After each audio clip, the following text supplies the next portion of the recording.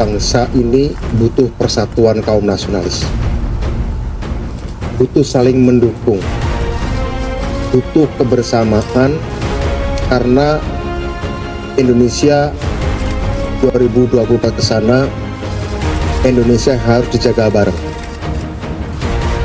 Saya mengapresiasi dan merasa bahwa Pak Prabowo itu mewakili satu cara pandang kepemimpinan politik yang cocok dengan saya dalam pengertian satu bangsa yang ingin bangkit di tengah turbulensi karena krisis global, karena perang itu biasanya butuh pemikiran dari dua tipe orang, satu intelijen, satu aktivis.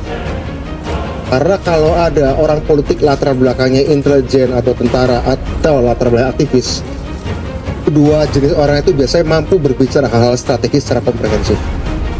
Pengalaman hidup mereka di masa muda itu selalu bergelut dengan hidup dan mati.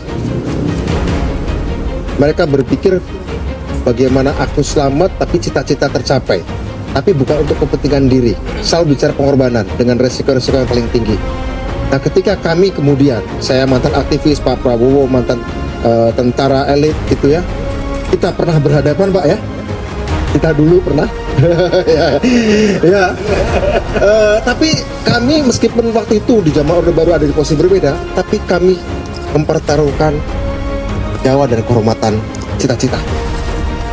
Ketika sekarang sudah demokrasi, ketika sekarang situasi sudah lebih baik bagi bangsa ini untuk saling dewasa membicarakan perbedaan-perbedaan, maka kita mengenang masa lalu sebagai masa lalu dan masa depan bukan untuk kami berdua tapi untuk bangsa. Karena itu saya mengapresiasi, saya mengajak Pak Prabowo, ayo jalan terus, mudah-mudahan kita memberikan dukungan agar orang-orang terbaik bangsa ini seperti Pak Prabowo tidak terus diganduli masa lalu ya. Saya sebagai orang yang pernah berhadapan dengan beliau tadi bertemu dalam cara pandang ini bangsa harus diselamatkan, demokrasi harus diselamatkan, menghadapi krisis perang, menghadapi krisis teknologi, krisis kesehatan, situasi dunia terus berubah, kapal Indonesia harus dikayuh oleh orang paham strategi, paham geopolitik, paham sejarah. Karena Indonesia adalah kapal besar, bukan panggung entertainment saja.